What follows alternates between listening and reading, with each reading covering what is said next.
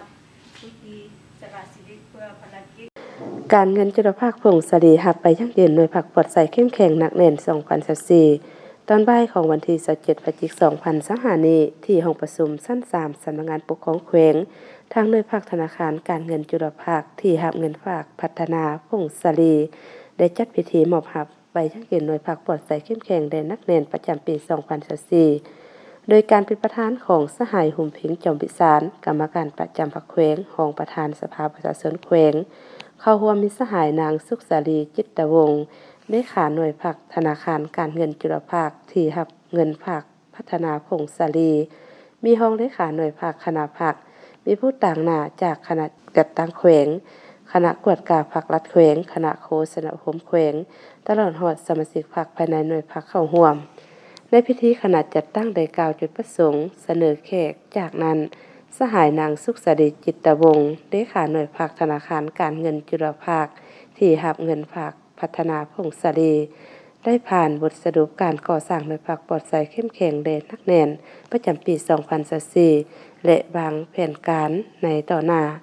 ซึ่งในระยะ1ปีผ่านมาคณะหน่วยผักพร้อมด้วยสมาชิกผักก็ได้เอาใจใส่เสริมแนวทางนโยบายของภาครัฐมติคำสั่งต่างๆเพื่อให้เห็นแจ้งต่ออุดมการณ์เปลี่ยนแปลงใหม่ของภาครัฐมีหลักมั่นสามารถจำแนกมิตรศัตรูเข้าใจฮู้เคารพระเบียบของภาครัฐได้เป็นอย่างดีมีน้ำใจเสียสละเพื่อผลประโยชน์ของชาติของประชาชนมีความดุหมั่นเห่าหันมีความซื่อสัตย์บริสุทธิ์ประหยัดมัธยัสถ์มีความสามัคคีเป็นเอกภาพสูงและเข้าร่วมทุกขบวนการหอบด้านของภาครัฐได้เป็นปกติซึ่งปัจจุบันหน่วยภาคธนาคารการเงินจุลภาคที่รับเงินฝากพัฒนาพงศรีมีสมาชิกภาคทั้งหมด12สหายหญิง8สหายที่นำเปียกงาน4แผนกการขึ้นกับคือ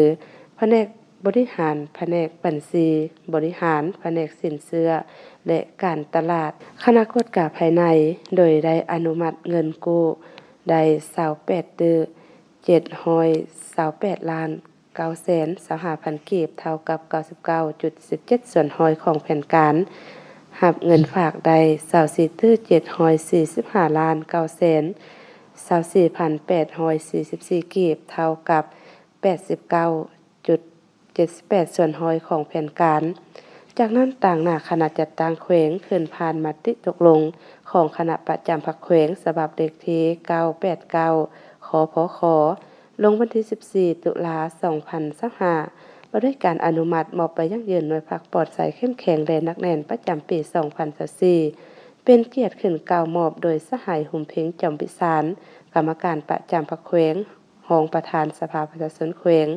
ขึ้นรับโดยสหายนางสุขสาลีจิตวงศ์เลขาหน่วยภาคธนาคารการเงินจุลภาคที่รับเงินฝากพัฒนาพงศรีในโอกาสนี้สหายหุ่มเพ็งจอมพิสารกรรมการประจำพรรคแขวงรองประธานสภาประชาชนแขวงได้มีคำเห็นโอลมซึ่งก่อนอื่นสหายได้กล่าวแสดงความย่อหย่อสมเสยมายังหน่วยผักที่ญาติได้หน่วยผักปลอดภัยเข้มแข็งหนักแน่นพร้อมนั้นสหายยังได้เรียกร้องมายังเลขาหน่วยผักคณะผักสืบต่อเฮ็ดหน้าที่เวียกงานการเมืองแนวคิดให้สมาชิกพรรคภายในหน่วยเป็นปกติโดยถือเอาการร่วมชีวิตพรรคเป็นปกติสืบต่อปรับปรุงแบบแผนนำพาแบบแผนวิธีเฮ็ดเวียกถือเอาหลักการร่วมส่วนประชาธิปไตยนำพาเป็นหมู่คณะแบ่งบุคคลรับผิดชอบสืบต่อรักษามวลเสื้อหน่วยพรรคปลอดภัยเข้มแข็งแด่นักแน่นให้ยืนยงตลอดไป